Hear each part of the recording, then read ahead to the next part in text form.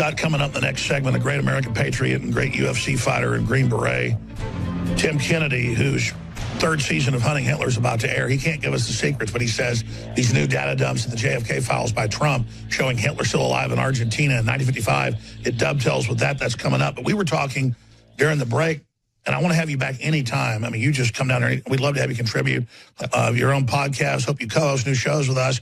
We're going to go 24 hours a day very, very soon, or 20 hours a day. It's just we got to get the crew in place to run all the shows. But we're doing that right now. Within 3 or 4 months, we'll be ready. But just in the few minutes we have, any other points you want to add, other points you want to get to? And separately, we were talking about what is Antifa? You were saying they're like a mind control. We asked why they're so dumb, why they're so weird, why they act so mentally ill, why they're such bad soldiers. These are really autistic victims from what we found. You were actually on your own saying this. This is the army of Mordor, and it makes you feel sad almost for them that we actually care about their future and they hate us. Can you speak to that, what you were saying? Yeah, basically, you know, what I see is I see a lot of uneducated younger generation that they don't have a leader. They don't have somebody to follow. Maybe they don't have a father figure in the house or something like that. So what they're doing is they're looking to, you know, this alternative, and they're not being educated. They're not taking a look at what these other generations have done, you know, before them. And we're talking about, you know, back in 1917 and so on and so forth, you know, during just before the war. And what's happening is history is repeating itself, and it's going straight back to where it was back then, where you have a generation of people that are uneducated. And I don't mean, you know, they're not learning in school or they're not smart. They can do electronics. They're not historically, they're not street smart. Right. They're not, and they're not looking up, you know, what the history is all about and actually learning what happened in history. And we are destined to repeat the same thing. And when you approach them and you say, hey, do you know what a Marxist movement is? Do you know what this is? Do you know what that is? They don't even know they're in it. They don't, and that's the biggest thing. They're shock troops, Bolshevik Revolution, 100 years later, like you said, and they don't even know. They don't, and they're being pushed into this because they don't want to look for the information themselves, read about it, understand it. So they're being put into this because, one, you know, Talk about mind control. They're soldiers for George Soros and the globalists and communists and don't even know it. Antifa, how can you say you're anti-fascist when you're doing the fascist things? It doesn't make sense. You know, not letting people into the inauguration, beating up women. And they're doing it every day, and they're accusing us of doing it, but yet they do it every day. It doesn't make any sense. So when you look at a person like that, you have to say there's some sort of mental instability there for you to even do what you're doing and take the position that you take. So I don't know. Obviously, we're still winning this fight, but I agree. We're winning intellectually. What do you think's coming November 4th? They say they're going to kill cops, burn things, blow stuff up. I think it's going to be a dud, hopefully. I think it's going to be a dud. And the reason they may stand out there and they may say this, they may say that, but at the end of the day, they're going to cover their face. They're going to bring a couple little sticks with them. And the first time that they throw a punch and everybody else goes after them, they're going to run off. That's all you got to do, pull that mask off their face. Pull the mask off their face. But then they'll get some mental patient they wound up to run somebody over with a car. Well, I mean, that whole thing in Virginia was government run. Absolutely. That made no sense. It just, that whole thing was... Well, the good news is... to stir things up. That's all it is, Alex. It's that which doesn't kill us only makes us stronger. And you're reaching bigger audiences than ever. And now they've run you out of your livelihood defending America. So now you're telling me you're going to be full-time fighting the info war. I'm excited, Stephen. I appreciate it. Thank you for having me. Hey, it's great. They just made another big, giant enemy. They think your hundreds of millions of views are bad now.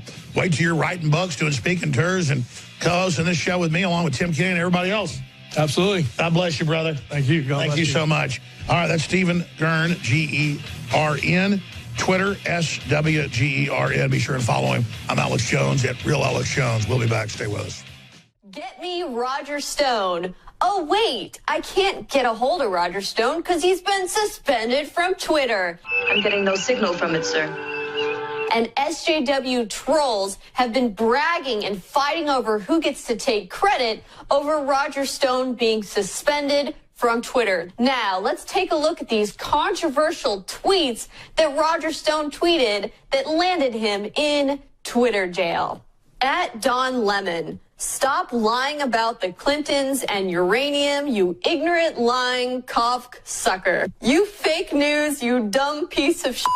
I picture Roger Stone sitting there, flipping through his television, coming across CNN fake news, and hearing Don Lemon spew more BS and lies, and I think he just really kind of lost it and just had to give it to him on Twitter. When AT&T acquires Time Warner, the house cleaning at CNN of human excrement like Don Lemon, Jake Tapper, and dumb Anna Navarro will be swift. But wait, it's not like any of these tweets even violate Twitter's rules. So let's see what these SJWs are bragging about and claiming how they got Roger Stone's Twitter account suspended in the first place. The first tweet claiming to have taken the great Roger Stone down is by David A. Wood, a snarky, passionate advocate for acceptance, inclusion, and humanitarianism.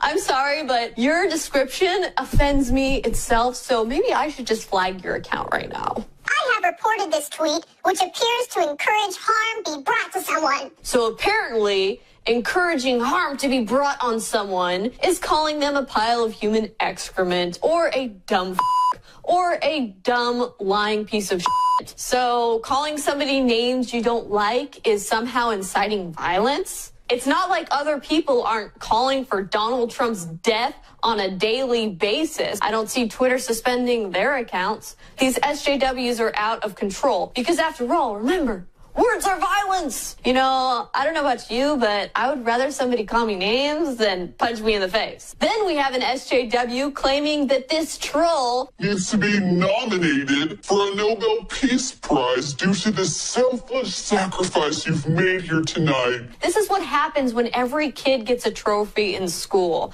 You should get trophies now for being trolls on the internet. Not for actually, discovering the cure for cancer, creating world peace. No, being a troll on the internet, getting Roger Stone kicked off, Nobel Peace Prize for you. So, of course, we have other SJWs claiming, I have done the same. I did too. Me too. Ditto.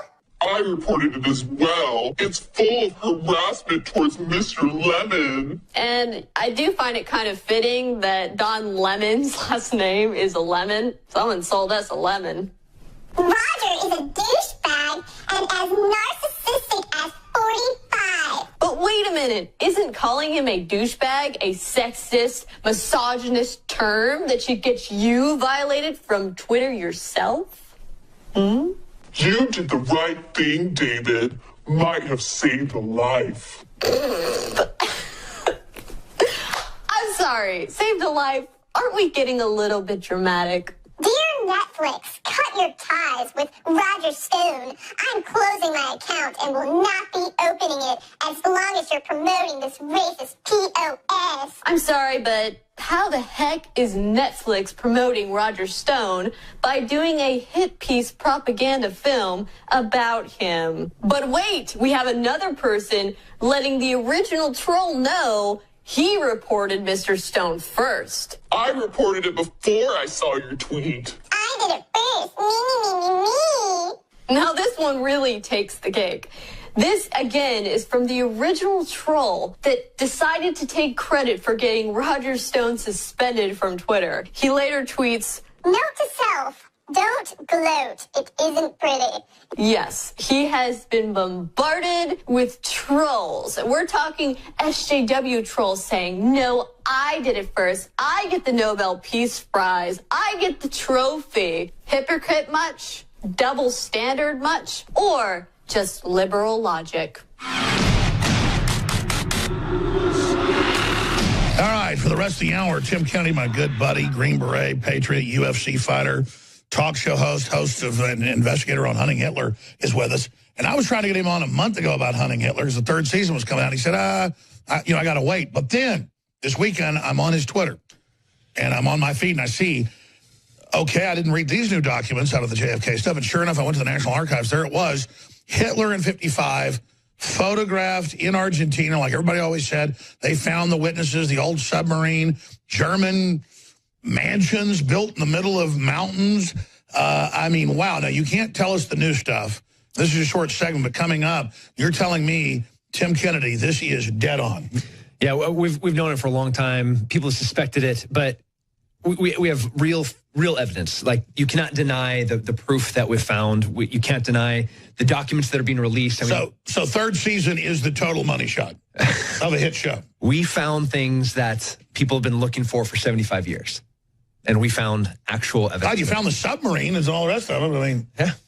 I mean, a real U-boat with the capabilities of transporting high-value But there's targets. Germans everywhere. I mean, they admit a lot of them did go over there. We had the Operation Paperclip here.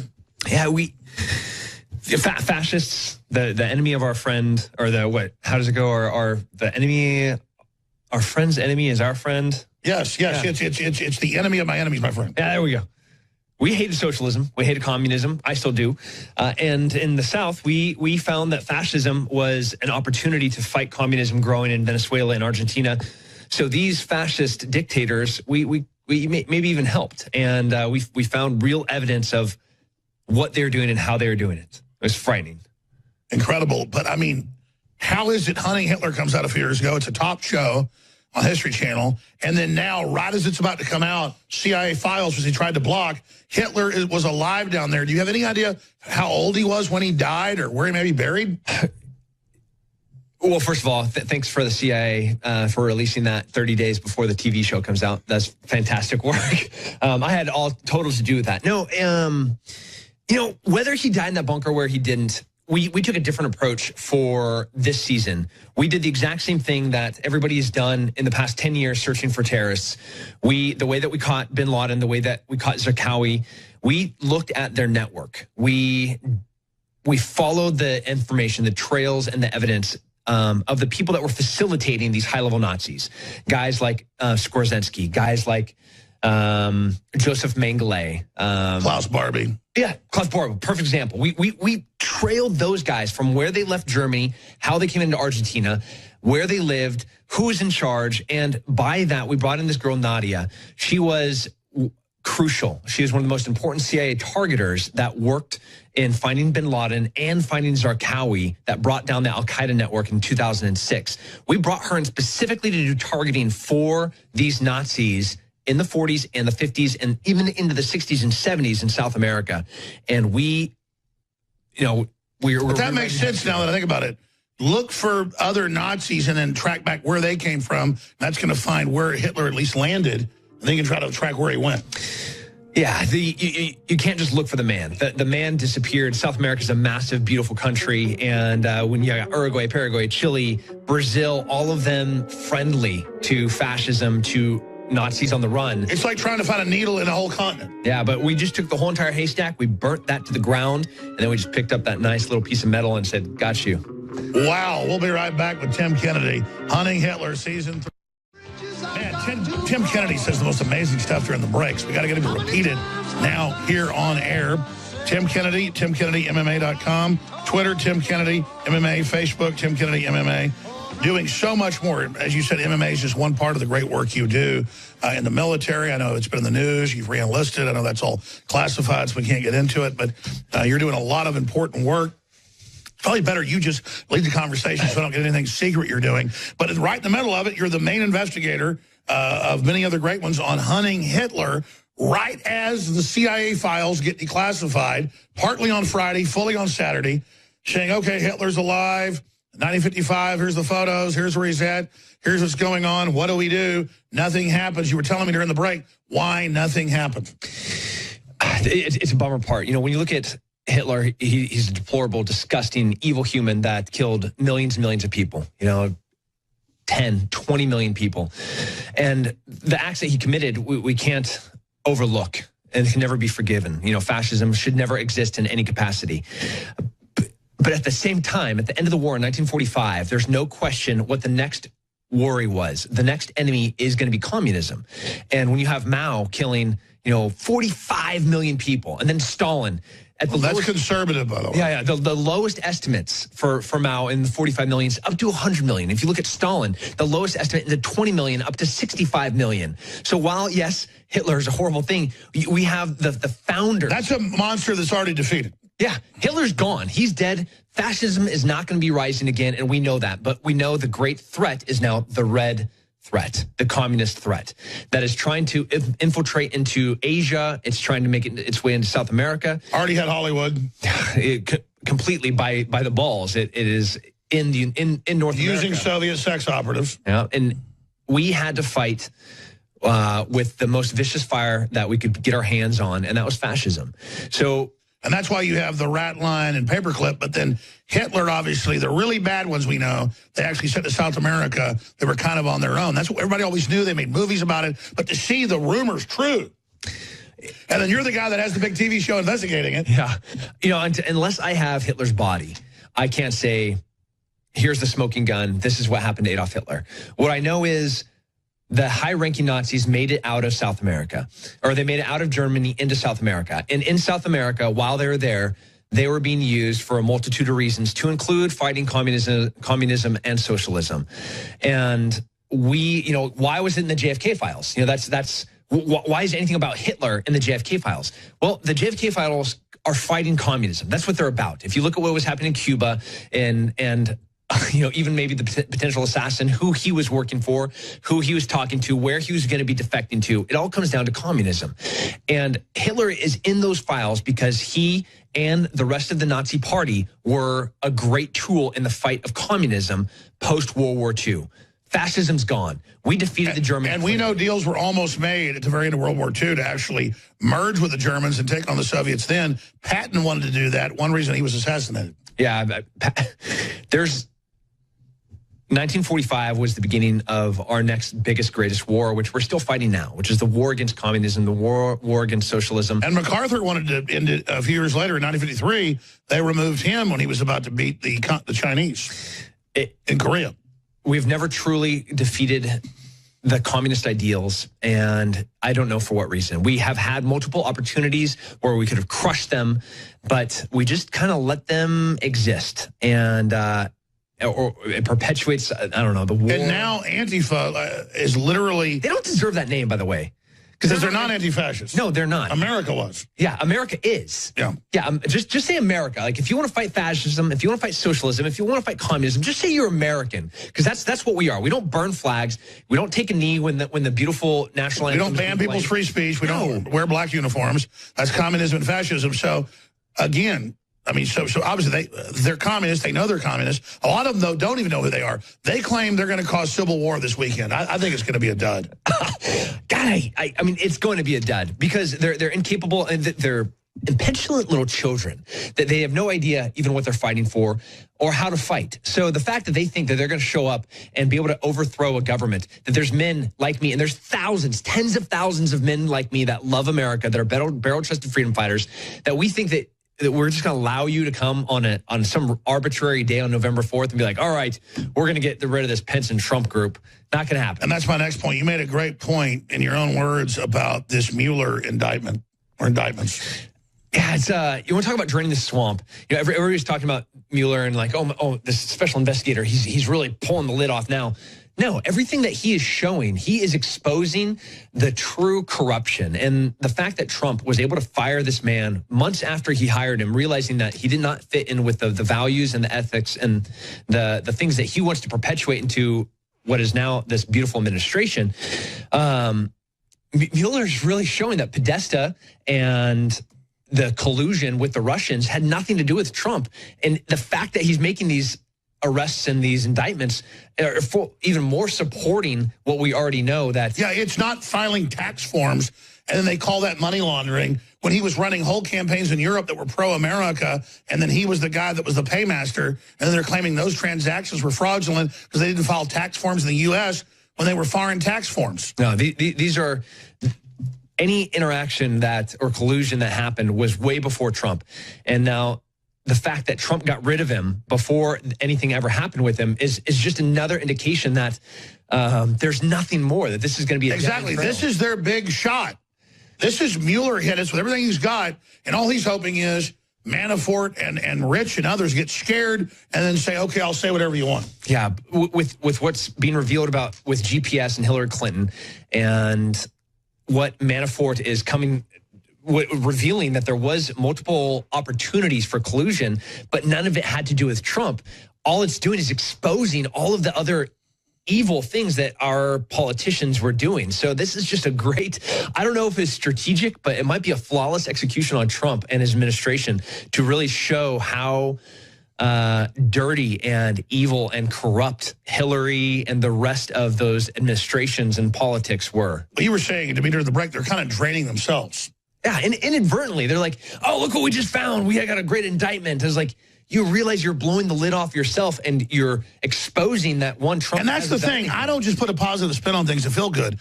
Everything's starting to go our way. They act like such buffoons. They're involved in such corruption. But I wonder, what's the next level of their temper tantrum? I don't want to be too confident. No, that's a really scary thing. When about Hitler and Antifa, gun control, anytime you want to get an idea about if the government's lying to you or if a group, anyone is lying to you, look at what their narrative is. Look at what their agenda is. Look at what they would need to happen for propaganda purposes, and then see how that occurred in the news. And I know governments lie to us. Like, we've known it forever. We know that Benghazi didn't happen because some guy in Hollywood made a video. You know, we know that JFK, that communism was involved in his assassination, even though it had been not denied for decades. We know that now. So we need to look and say, okay, if there's a reason that they're saying this, if they're trying to draw our attention over here, whether it's a shooting in Las Vegas, whether it's riots in the street on November 4th, it's going to be for a reason we have to be ready for. Let's talk about that when we come back on the other side with Tim Kennedy. Stay with us. We had the exclusive on the JFK files. Of the information. We had the exclusive on the indictments. But it's not that we're that good. It's that mainstream media is so horrible. People don't trust them to give them exclusive. Just briefly, if you want to support the broadcast, we have specials on vitamin D3, Winter Sun, ending tomorrow, 50% off. Colloidal silver, 50% off. 50% off a bunch of other great products like Anthroplex. That's stamina, libido, energy, you name it. These are just known high-quality staples at discounted prices. InfoWarsStore.com. We've got a lot of new T-shirts, a lot of other T-shirts that are basically limited edition that we're not about to manufacture any more of. The current Hillary for Prison 2017, that's about to sell out. We're running this for 1 month. Anti-fascist, anti-communist, InfoWars.com. Oh, we take that. Yeah, we take the we'll tell folks they can't see on radio. Oh, yeah. So it's an anti-fascist and an anti-communist shirt. So I'm just pro-America, which means I'm pretty much all against everything else. Exactly, but it looks like the Antifa logo. Yeah, it does. So it's going to really trigger them. Yeah, I love triggering them. So that's only 1 month. InfoWarsStore.com. Thank you all for your support. Take advantage of those specials. Tim, I asked you during the break, 3rd season of Hunting Hitler. You can't give me any secrets. You were down there for months shooting this. In jungles, you name it. Just the other seasons, finding the U-boats and finding these big German mansions in the middle of these gorgeous mountains. And people saying, yes, Hitler's here, and underground bunkers. And we know a bunch of Nazis ran there. We know 36,000 came to the U.S. via the rat line, most out of Argentina. They've got Hollywood movies about the boys from Brazil with Gregory Peck, where they're down there making Hitler clones. Makes me ask, what's going to come true next here. Just incredible job. But you gave me the inside scoop, not violating your NDA, but you were telling me you're on the fence. It was pretty sophisticated what you said. Once you said it, it all clicked. What do you really think? I think that the plan was in place for Adolf Hitler to get out. I think that they had made if he's number 1 command, his number 2, 3, 4, 5, and 6, they would have put in place how to exfil him out of Germany. And they had a Ford group that were sent ahead of time to start preparing for his arrival in South America. And we know those guys. We know the Barbies, the Skorzynskis, the Adolf Eichmanns, and some of them were caught, some of them weren't. The ones that were caught, that was by design, and those were in deals with the Israelis, for example, and the IDF caught Eichmann. But it was always for a reason. And at the end of the war, in April 1945, what happened to Adolf Hitler? What was his demise?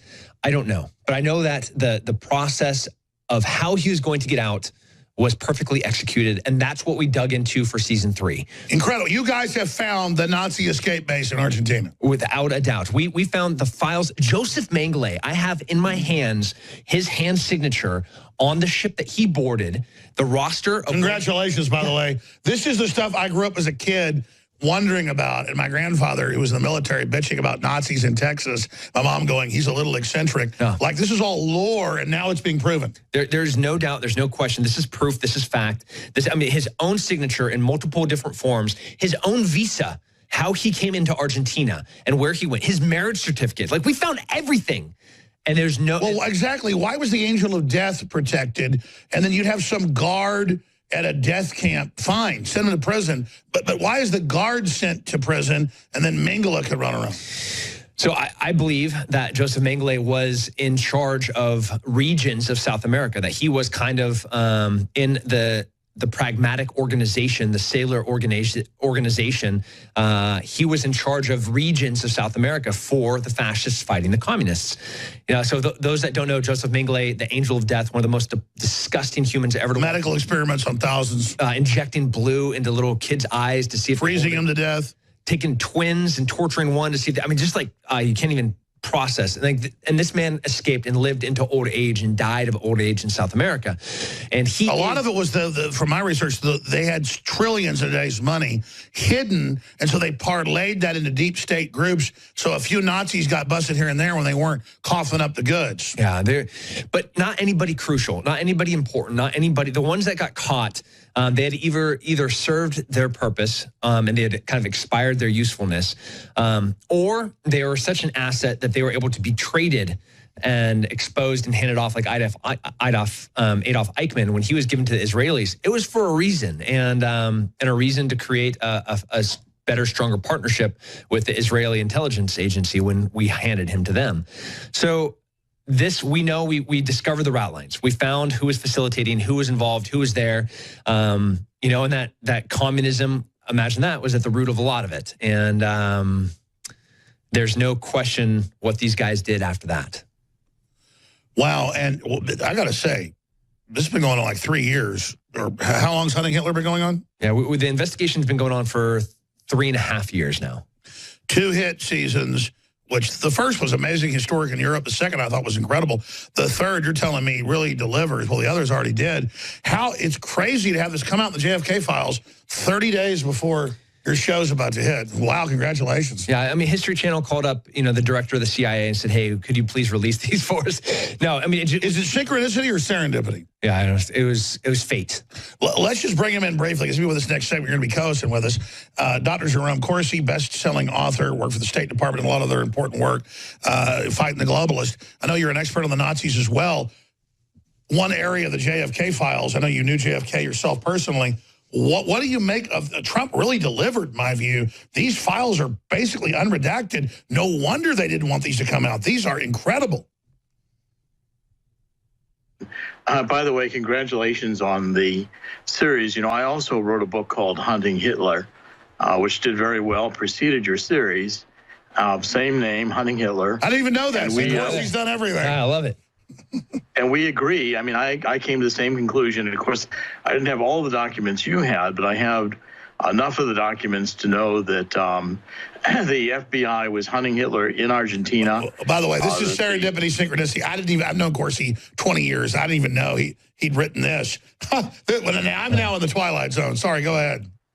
Well, and I've admired the work you've done on the Hunting Hitler HBO series. I think it's spectacular. I wish I'd had the research budget to go down and do what you guys have done. But you've really broken the case wide open. And now that we have these caches of documents coming out of the FBI on what really happened to Hitler, I think it's indisputable. I was about to say, though, I knew you were an expert on Hitler and stuff. I'd forgotten. Remember years ago that you'd actually written that book. You'd mentioned it. You've done so much. It's just crazy. INFOWARS reporter, Dr. Corsi, honored to have him here. But how crazy is it without me even knowing? I just thought, hey, we ought to have you on today when Tim Kennedy's here, and then it's just all. But separately, what do you make of Trump? Because we'll get into the whole indictments with Tim and you in the next segment. Why is Trump doing this? This is so hardcore because the media is spinning it that he didn't do anything. Well, the other presidents blocked it. He didn't. Well, I mean, first of all, I think Donald Trump fully appreciates that he's facing a deep state threat himself. And this gets clear today. And I've been writing about this all day, all morning about the Manafort. You've been saying for 6 months they're going to indict Manafort, and then next they're going to go after Trump. That's right. And Trump's got to watch it because the Mueller and the FBI, they're crooked prosecutors.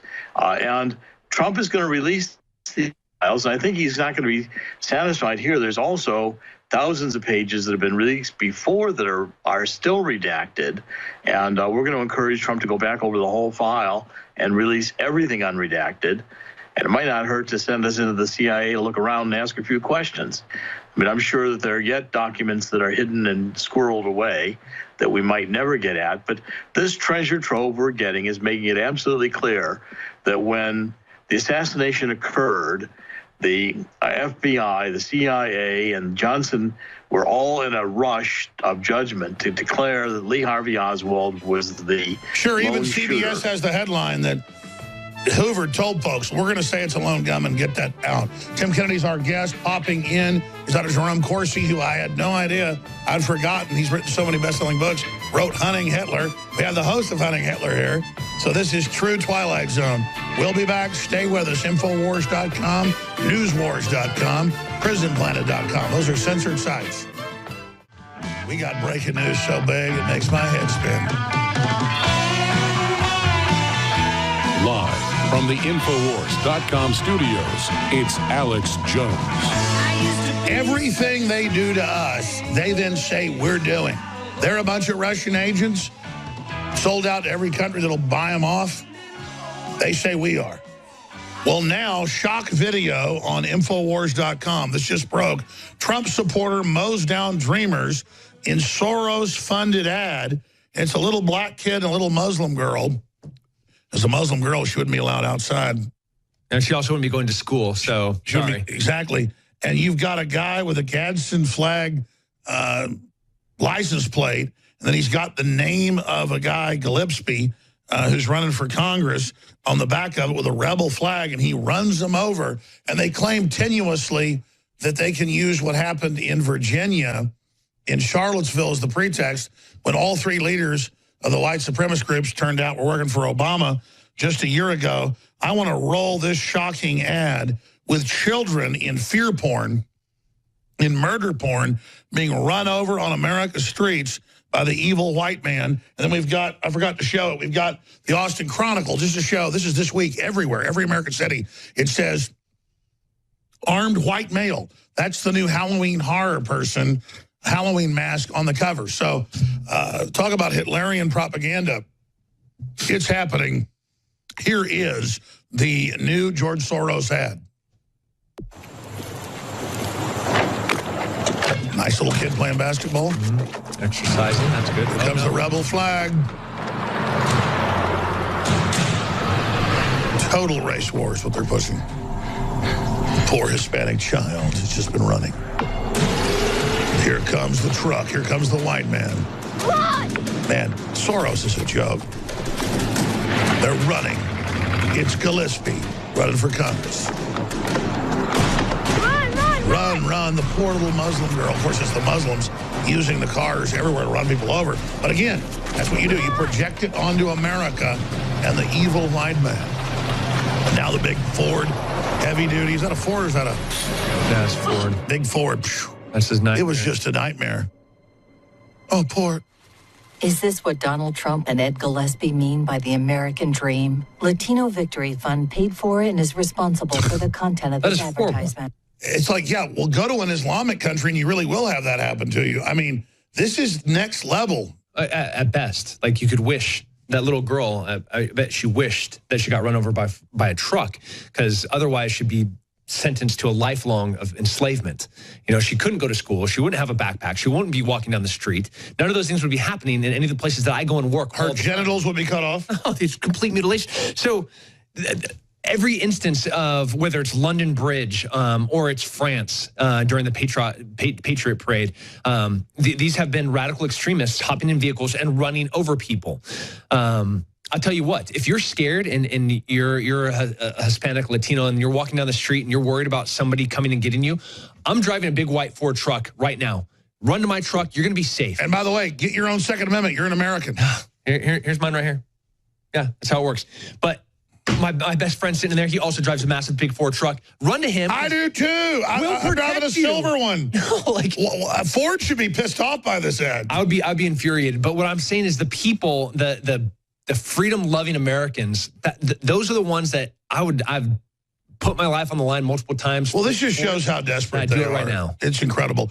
You were pointing out that you think this will drain the swamp. They've bitten off more than they can chew. It looks horrible. They're totally above with corruption. Dr. Jerome Corsi, your story's top linked on drudgereport.com, dealing with the fact that FBI reliance on discredited fusion GPS Russia dossier threatens Manafort prosecution. The next 5 minutes, give us the data boil down, the inside scoop we broke yesterday, who would be indicted today, about what's really happening here. Yeah, and also I meant to say the History Channel for your special. And sure. I've taped the shows and watched them multiple times. We're in complete agreement. You're doing a job. Let me break this down. What has happened is that the FBI went and used this fusion GPS dossier, which they paid for, to the FISA court as the basis to get a wiretap, electronic surveillance, on Manafort for well over a year. And they didn't tell the FISA court that the FBI had paid for this or that the Democrats had paid for it, Hillary's campaign, Perkins Coie, the DNC, running it through Perkins Coie so the Hillary would have deniability and the DNC would have deniability. But that's flat out illegal, isn't it? It violates campaign law, yeah. Yeah, it violates campaign laws. And from the FBI's point of view, if they obtained a fraudulent FISA court warrant and they then proceeded to do electronic surveillance on Mueller, and by the way, leaked it to CNN, which again is another crime. I mean, these are at least two crimes. Comey admits he did it to the New York Times. Let me ask you this. Did they speed it up because all the news came out? Did they speed it up because all the Uranium One came out last week? Did they speed this up to cover? Yeah, I see. My point is all this FISA court will be thrown out. In other words, this is a very serious impediment for Mueller. So your point is this is unadmissible because it's based on a fraud. Yes, exactly. And so now the whole thing is Mueller was, I think, rushed by the Hillary people saying, we've got to change the news cycle, so you better indict somebody and you better do it now.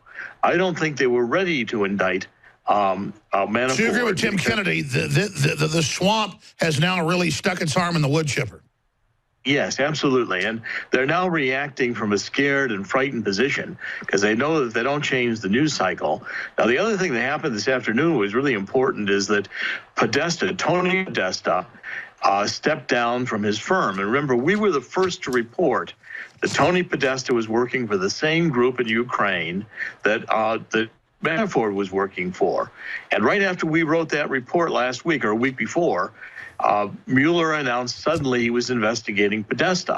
That's right. And now, again, the Podesta brother is pulled out, and he's a front for John Podesta. This is a big deal. Yeah. It's a huge deal, and it shows the ultimate corruption of the FBI, the determination to go on this witch hunt, because basically there's no tie between these so-called problems that maybe Mueller had with taking money and wire transfers and how he handled it. Although I suspect Manafort had very good legal counsel when he did all of that. And I've read the documents. I'm no foreign elections lawyer, but he's operating in the good graces of the U.S. government. He's paying for the whole campaign operation. He sets up companies there and does it. It looks like what everybody else does. It's obviously he knows he's under scrutiny. Well, and so far it's being presented by the mainstream media. Like they found the hatchet that committed the murder in the bed with the killer, and it's got blood all over it. Well, that's why we have trials, because so far you're just hearing the government's version. Well, number one, criminals wouldn't be transferring money in public ledgers that were already given to Congress, as they admit they SWAT teamed them just for the aesthetics for the jury to say, oh, look, we found a SWAT team raid. And by the way, we don't have nearly as clear records for all the money laundering that the Clintons were doing. And I also pointed this out, that the Russians were money laundering the Clinton Vesta through this company that was in the Netherlands, and it shows up in the Panama Papers, and through this Metcom bank. But let's interview her. Oh, I'm sorry. Her car blew up a week and a half ago. What does that signify, some of the witnesses being murdered? It's been nonstop. I jokingly, with a TV show that's coming out, I'm going to be doing some really dangerous jobs. And I joked that, maybe I should just go work for the Clintons because nobody dies more than them. In fact, do a plug. You didn't want to talk about it, but tell folks about your new show. You're not just co-hosting on History. You got your own show coming out. Tell folks. Yeah, I'm gonna go do the most dangerous jobs in the world, and I can see if I can survive doing them. But it's the bread and butter of being American. But I think the most that would be working for the Clintons. That would be, because not the bread and butter of being American. Because if you're but working for the Clintons would be most dangerous. They kill everybody. I cannot count on hands, feet, your hands, my feet, on any of these papers, the number of people they've had executed. And every time there has been a leak or an opportunity for somebody to reveal something about the Clintons, they die. And let me ask you both this question, because I mean this. She calls me dark heart, evil, all this stuff. Why am I still alive? Because we're in the light? Or yeah, man, it is. You're actually a hard guy to reach. You're a hard guy to. You have said so much. It's not the threat of doing it. You're already doing it. And if you died, if they came and killed you, if your car blew up, it would be a pretty difficult thing to not tie that back to the people that want to. That's what I've been told, is it highlights everything I've done, too. Yeah. Yeah. So instead they just want to assassinate our names. Yeah, the character attacks is the best way to get to all right, Dr. Corsi, we've got Owen Schroyer in an hour coming up. Jack Posobiec, great patriot. He's going to be hosting next hour. But please get on that show. Tell us more about what's coming up and what's unfolding, because I know you're right at the tip of the spear on this whole investigation. But let me just ask you briefly when we come back, how is it going for them? Because I don't want to be too positive, but it seems even in mainstream news, you've even got Dershowitz and you've even got CNN reporters and people. You got Panetta, former head of the CIA, saying this looks criminal what Hillary did. What does that mean?